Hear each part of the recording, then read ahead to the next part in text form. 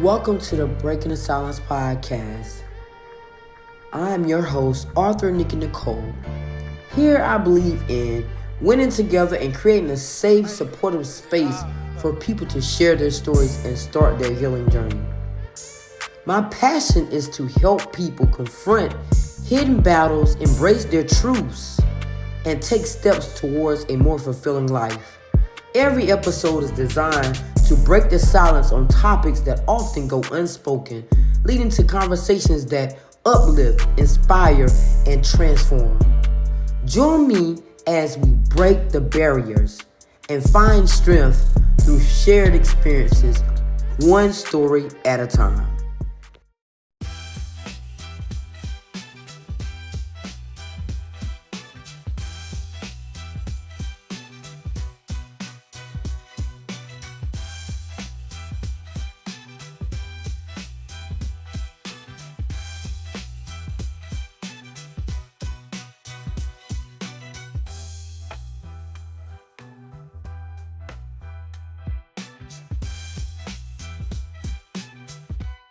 Hey everyone, welcome back to another powerful episode of Breaking the Silence.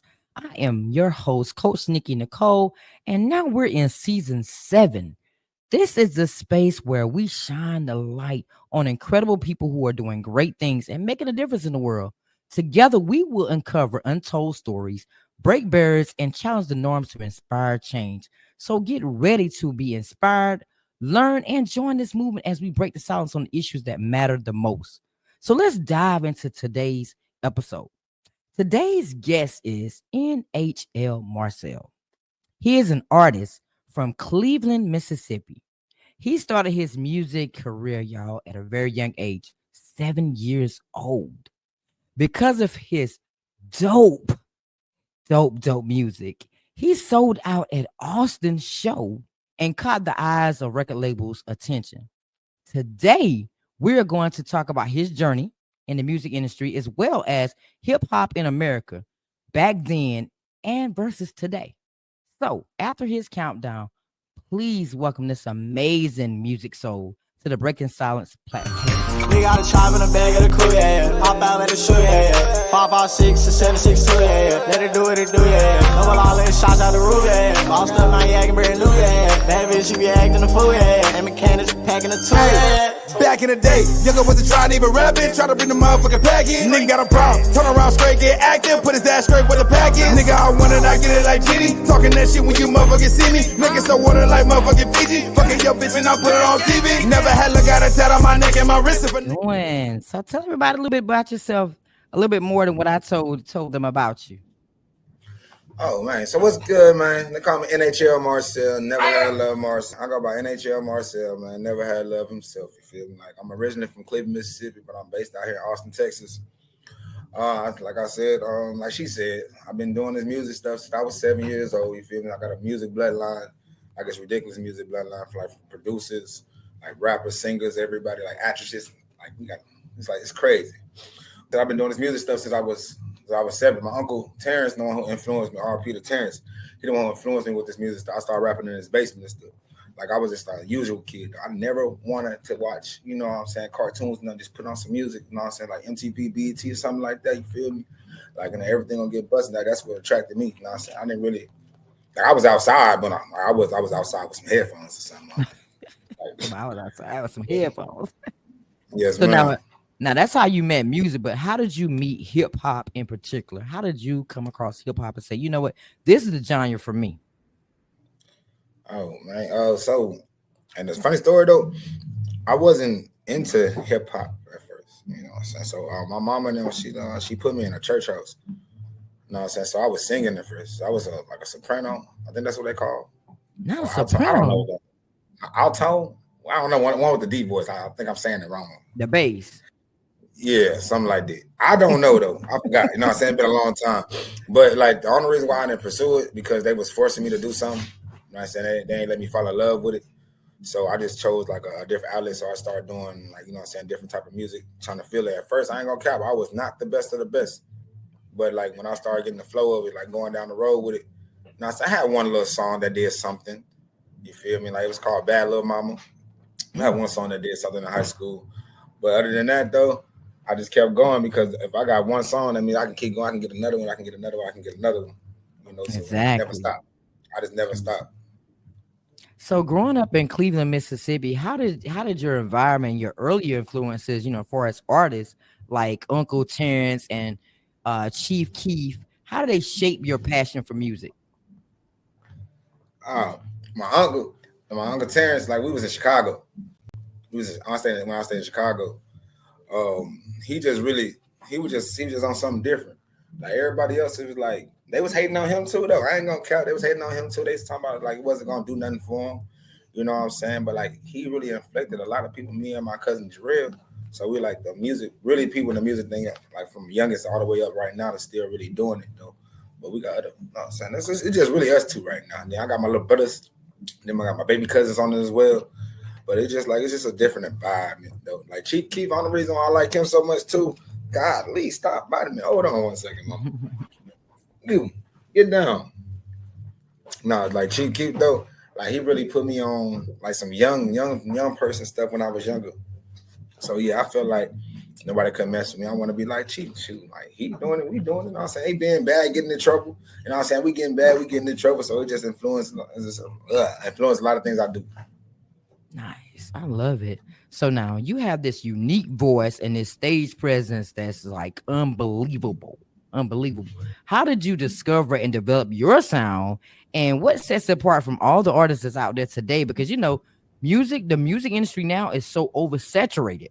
So standing out is hard. Yes. I don't know. It took me a long time to find my sound. I ain't even gonna cap. Like I went from a stage when I was Young Snow. Then I went from a stage from Young Snow to YFL. Then it was Marcel Livings. And then out of nowhere, it just came NHL Marcel because of the stuff I've been through. But my sound, I had to find it though.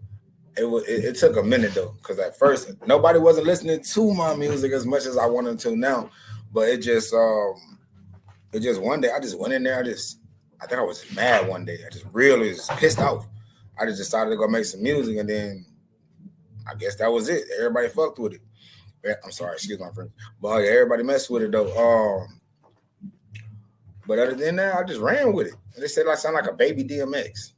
Not baby DMX. They said I sound like a baby DMX. That's a compliment. But I'll take it as a compliment, but I'm ready for somebody to say I sound like me. Right. Now you said you went through all these stage names. Why did you change the stage names the way you did, and how did you end up with the name you have now? The meaning behind they say I had to rebirth myself because all the other little names back in the day was like when I was in like middle school and high school stuff. I had to switch it. I had to find out who I was. But like NHL, like it stands for Never Had Love. Oh. Everybody always asks that question, like what the Never Had Love stand for. NHL stand for Never Had Love, but like only reason you gotta like that because like the same love that we dish out, we don't get the same back. Like the same love that we was looking for when we was younger, it's like it didn't come back how we needed it. You know what I'm saying? The people that we looked up to, you know what I'm saying, turned out to be the wrong people to look up to, even though they were trying to tell us, the right from the wrong, and the whole time they were doing wrong. So to open our eyes, we just really say that's why we always big on I never had love, but I love NHL because only our brothers, you know what I'm saying, showed us the real love. That's true. I like that philosophy. Wow. I would have never guessed that's what it meant. But when I went on your Instagram, I said, I wondered, is that what it stands for when I saw your Instagram? And you just told me. So what role do you think technology has had on the music industry and hip hop in general? We're coming from the streaming platforms and now social media. You got the trends and everything. How do you think that played a role in shaping the careers of hip hop in America? Because to me, since then versus now, things have changed drastically for artists because I think they took more time back in the day with, creating their music because people would vote on their stuff, before they put it out there. Now people are just releasing stuff and hoping that somebody would grab it. Yeah, and that's why we got a lot of weirdos trying to be rappers and becoming rappers. And I can't get mad about it. They got a work ethic. They can probably have the most worst music in the world, but they work ethic is so unique. They can be the top artist in the, next couple of days. You never know. Look at Lil Nas X. He wasn't planning on being famous. He blew up off of one song, and his song got on every chart. And then he turned out to be a weirdo. not because of his sexuality. Like, it doesn't matter about that. It's just how he did it. Right. One song though. One song. One song. That's all it takes is one song. But hip hop is just, to me, is just different now because I'm still stuck in the 90s. Honestly, I'm still stuck in the 90s. But the artists that come across my platform open my eyes too, because now I have a new playlist where I can listen to other songs. So I'm still stuck then because that's when I feel like music was like real music, like artists like Nas and Kendrick That's one of my Lamar, favorite. That's one of my J. favorite. Cole. These people, to me, they have a lot to say through their lyrics. They might not have the beat, but they got the lyrics. Yes. They always got something to say. Like, knowledge is the key, but nowadays people is like levitating away from the knowledge and entertaining the mess out here. Right. That's basically what it is. They don't respect real rap no more. No, they don't. They really don't.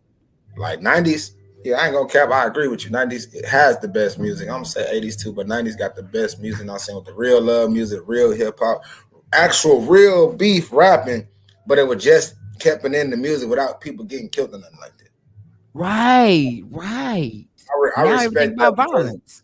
Yeah, like, I don't know why everybody trying to be the big dog, big honcho, say I off this dude, smoke this person, like this, that, and third for what? Just keep it in the music. Like I said, half of y'all people ain't about that life anyway. Y'all just talk good. That part. And they ain't even living that life. I mean, literally not living that life. They're not about that life at all. They just they know that people are gonna buy it because they're rapping about it. But they say that's what sells. You can't beat them for trying, but that's what sells. But so as hip hop celebrates, it's about to celebrate the 50th anniversary. What does the future for the genre to you? What do you think the future for hip hop is, and how can it continue to innovate even though still staying true to their roots? Because hip hop has changed over the years. I'm gonna say this. Like, stop. Right now, what I'm hearing is like they bringing back the old, like the 70s, 80s music back with the samples and everything. Like, I'm gonna say by like 2026, 2027, it's gonna be a rebirth of 90s music, but in a new genre era. You think so? Yeah, because like even one of my songs, like I'm a real music head, so I used the do and die sample on my song called More Chains Than a Slave. Like, you know what I'm saying? That's something I got like ear for music type stuff. Like in that sample, like I like that. Nice. Yeah, that's gonna be hot. Yeah, it's already out though. But is that the song? I believe I listened to that song because is that the one that you did in a Waffle House? Yeah, that's okay. The crazy thing about that story too, yeah, I can't work at no more Waffle House in Nowhere. No more. You was working there and shot that video? Yeah. But how it was though. So before I even shot the video, I got permission from my manager. You know what I'm saying? F my manager, because he's he lied on me and said I never got permission from him. I got permission from him. So we shot the video inside the Waffle House. But he only told me I could not shoot it on top of the roof. Out of his words, I could not shoot the video on top of the roof. I can't shoot it on top of the roof. So I was like, okay, cool. So I shot it inside of it. But when I was seeing the behind the scenes of the stuff, it's my peoples and my homies and everybody going inside the refrigerator, taking the food and stuff out. And that's cross-contamination. Yes. You know what I'm saying? And you can't do that. So then after that, I said, I understand that. Now, if I knew I was going to get blacklisted, I would have had that damn thing jumping like house party. Like, for real, bro. No more Waffle House. Like house party, kid and play style. Ain't gonna hurt nobody. Dang, no more Waffle House. Yeah. Can you at least eat there? I can eat there. I don't care. I got money. Okay. I spend money there all the time. Same one too. Okay. At least you can eat. So, what roles do you think DJs and producers play in, shaping the sound and success of hip hop? And how their contributions has evolved over time, because DJs are different now to me than they were back then. To me, yeah, it's just like how it is though nowadays. Though people are money hungry. So, but how I see it though, like how it's supposed to be, the DJs and the producer, you know what I'm saying, make the artist break out the song. You know what I'm saying? Without a producer, you ain't got no sound. And without the DJ, you ain't gonna get no play. So it's like, regardless how I see it, it's still like the same way how it is giving the DJ the music, this, that, and though. You probably gonna give them like $20, $30 to pay your stuff, but that's how it's supposed to go. You feel me? You want your recognition, how you want to do, you gotta push it hard. So yes, a DJ and a producer is a big part, because without them, you ain't nothing. But you know, it's interesting. An artist I was talking to a couple of days ago said a skill is a skill. You can save money as artists if you learn how to do everything that you need to do to produce that song. Like make the Nah, beats. If you make the beats, you write the lyrics, you do everything, the mixing and the master and everything, you can save money just because you know how to do it. fashion. I know how to do all of it. I just See? sometimes don't want to be bothered with it. Because if I know if I need it done right then and there, I got somebody to do it right then and there. Like, I can do it, yes, but I'm gonna get frustrated with it because like I'm trying to make it sound like how everybody else got to sound. Boy, I can just go to one person only. Make sure I have all my music on my USB drive so nobody take my music or leak my stuff. You know what I'm saying? And and just keep going instead of doing different producers and stuff. Like, that's just how it's supposed to be. I agree. So I'm gonna let them hear a snippet of one of your songs. Let's do it. So I'm gonna let them hear it. How do you think older and younger generations of hip hop and artists differ from the perspectives now? With the meaning of hip hop. Do you think the meaning has changed over the years? Yeah, yeah. Everybody just think they can just put that some words on a song and make us and call it music, and they just glorifying it. That's what it is, and they're just being respected. So the meaning has changed a lot. Like with being an independent artist now, do you think what's your biggest challenge that you face as an independent artist now? I know you have a manager, so what's the difference in being an independent artist and having a manager and being an independent artist without a manager? It's the same thing. Hmm. Like, without a manager, it's the same thing with a manager. You're still selling yourself as your product. Your manager is just managing stuff that you cannot manage, and he locks in things that you can't get a touch of, or you can't get in a hold of certain people that he can get a hold of everybody like that. But at the end of the day, we still on the same platform as one. Because whatever he think, I think. You know what I'm saying? How he move, I move. But it's like I'm always gonna be my own product, so I gotta make sure I sell myself, regardless with the manager or without a manager. That's true. Because I've heard people say that with a manager is more difficult because they're running everything behind the scenes for you versus, without the manager, they have to put in more work. It just makes it a little bit easier for them. Nah, Hmm. it's the same thing. It's the same work ethic. Like, cause before I had a manager, I'm my manager. I've been booking my own shows. I've been doing my own gigs. I've been doing my own tours, doing my own celebrity features before I had a manager. So it's like me, I didn't need a manager, but like AJ was a person that came to me. Like, not like came to me in no need way, like came to me in the right time. And we came together and we put some magic together. Nice. I love it. So how do you think people like Tupac, Biggie, Jay-Z, and Nas shaped the hip hop era? And what lessons can it be learned from just looking at them and their legacy they left, behind? Well, everybody started off like everybody do, selling drugs and stuff. But the only growth out of it, like, they now are teaching the wealth of, you know what I'm saying, to manage your money and what to put your money into. Don't blow it at a young age. Always invest, because you're not gonna have it forever. They just they teaching the right things now. They teaching how to make more money than losing money. It's like, it's way more to it than just buying jewelry and just splashing out on women. You know what I'm saying? It's just way more to it. So as a rising artist in the music, industry, what are your goals for the future? What are you going to be doing for 2025 that you're excited about? Well, right now I'm just ready to get back to it, because I took me a year and a half off. I'm saying, from the music, almost 2 years off of music, because I had a personal situation, like I'm losing one of my kids. So I had to really mold my mind back up to get back focused to how I was, because I wasn't in no studios. I didn't want to talk to nobody. I was canceling shows here and there. I didn't want to do no interviews. I was just in a dark place for a bit, because I didn't know how to control my emotions at the time. Like, right now, I'm way more focused. Now this year, I'm dropping straight music. just some more a lot music, like be way more consistent. I got videos in the vault. I'm just ready to drop. It's more focused. So now Yes, you I'm just know. ready to drop. Now your why is your kids, and you can really go hard. Nice. I love Yeah. it. I love it. So my final question for you, if you can go back to when you first started your journey in the music industry and talk to yourself and give yourself some advice, what advice would you give yourself? I would have told my younger self to take that $2 million deal and fuck that dude. I'm sorry, and forget that other dude. 2 million? Yep. You think it would have Because been worth it though?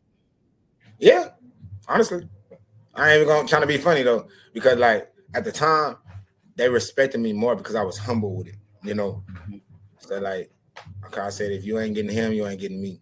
But I should have just went on and just went with my journey on it, because I was in it for the music. I was waiting for the music, but he wasn't in it for the music. He was just trying to get the money. Wow. But you know what? I Yeah, was watching Tony Braxton the other night. Tony Braxton journey started off like that. Well, they thought at the beginning they were going to get the group, but they only wanted Tony. And you know the family was mad at her yeah. at first, whatever the case would be. And then finally she just went and look at all the records, the records she made over the years and all the money she made. What if she would have said no? The opportunity wouldn't have came back again. That's what I'm Same saying. difference. Like I ain't saying the opportunity ain't coming back. Like for me, for me to still be doing music since high school and actually still relevant, that means something. That means I don't need to stop. That's right. That's right. I agree. Because a lot of people that I grew up with, a lot of people I did music with, they ain't rapping no more. And I think I'm the only one. That's like from from the people I was coming up with. Wow. Yes, respectfully. So this is the moment But it's where like it made me just go harder though. absolutely, because you know what, you're still in it. That means you're supposed to be in it. That's how I look at it. You might have had to take a break for a moment, but when you take breaks, guess what? You're coming back stronger than ever. Stronger than ever. So this is the moment where I call the BTS 30 Seconds of Fame. So I'm going to do your countdown again. And then after your countdown, then you'll be on the stage and then you can just shine and let everybody know what's coming up for you, how they can follow your journey, where your music is, anything you would like to share with my audience about you to help you get to the next level. Go. We got a chop in the bag of the crew, yeah. Hop out, let it shoot, yeah. 556 and 762, yeah. Let it do what it do, yeah. Double all in shots out the roof, yeah. Bossed up, now you acting brand new, yeah. Bad bitch, you be acting the fool, yeah. And mechanics packing the two, yeah. Back in the day, younger wasn't trying to even rap it. Try to bring the motherfucking pack in. Nigga got a problem. Turn around straight, get active. Put his ass straight with the pack in. Nigga, I want it, I get it like Giddy. Talking that shit when you motherfucking see me. Niggas so water like motherfucking Fiji. Fucking your bitch and I put it on TV. Never had look at a tat on my neck and my wrist. It's your boy, NHL Marcel, the biggest. Y'all can follow me at NHL Marcel on all major platforms. My IG is Marcel_never had love. Oh yeah, don't forget to follow my cooking page, the ATH Plate Plug. You feel me? Come holla at me. Shout out my mama, shout out AJ, shout out everybody in the back seat. Shout out the whole NHL clique, man. You already know we up one time for the one time. All right, that's big love. You feel me? But I got Big NHL 3 the album coming soon, man. New single 28 dropping soon, man. Just wait. Y'all gonna get it busting. Let's go. Well, thank you so much for taking out some time to me at this late time period to have a conversation about your career. If there's anything that I can do on my end to further assist you with getting the music out there to my audience, just reach out to me and send it to me. I'm already following you on everything. So just reach out to me, send it to me, send the song, the link, or whatever the case may be. I'm getting ready to do some music promos this month and next month. So I'll highlight you. So just send me your links and we in it to win it. Yes, ma'am. Yes, ma'am. All right. And thank you so much, everyone out there, for tuning into this amazing episode. Make sure you please follow his journey on Instagram, TikTok, and stream his music on Apple Music and Spotify. Hey, the only way we can do it, I always say this, is to win together. So thank you for joining us today on another episode of Breaking the Silence. Remember, the courage to share your truth is the first step towards your healing. Every story we tell brings us closer to your understanding, growth, and change. So if today's episode resonated with you in some type of way, share it with someone who needs it. And let's keep breaking the silence together. So until next time, stay inspired, stay strong, and always speak your truth.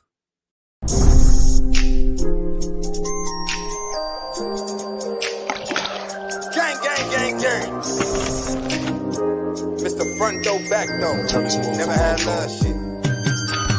We got a chop in the bag of the crew, yeah. Hop out, let it shoot, yeah. 556 and 762, yeah. Let it do what it do, yeah. Double all in shots out the roof, yeah. Lost up, now you acting brand new, yeah. Bad bitch, you be acting the fool, yeah. And mechanics packing the two, yeah. Back in the day, younger wasn't trying to even rap it. Try to bring the motherfucking pack in. Nigga got a problem. Turn around straight, get active. Put his ass straight with the pack in. Nigga, I want it, I get it like Diddy. Talking that shit when you motherfucking see me. Nigga, so water like motherfucking Fiji. Fucking your bitch and I put it on TV. Never had look at a tat on my neck and my wrist. If a nigga got problem, get smoked. Make his ass choke. Got him see the Holy Ghost. Don't watch your body hit the floor. MOB, man, I put it on mom. But you touch my bro, mama see what God is, nigga. That's a promise, nigga.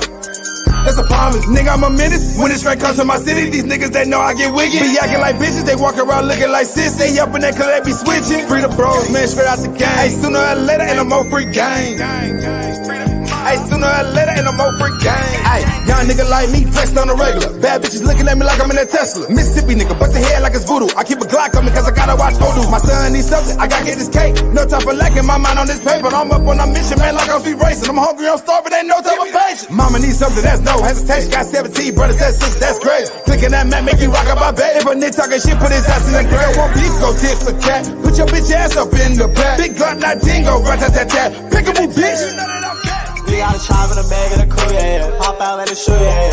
556 and 762, yeah. Let it do what it do, yeah. Double all in shots out the roof, yeah. Lost up, now you acting brand new, yeah. Bad bitch, you be acting the fool, yeah. And mechanics packing the two, yeah. I was watching my bags and tucking my game. Yeah, they almost ran me down. Walking the show, they fan me down. I'm rich, I can throw away the hand me down. I looked in the face, he shot by me. I'm a baller, you be with a side on me.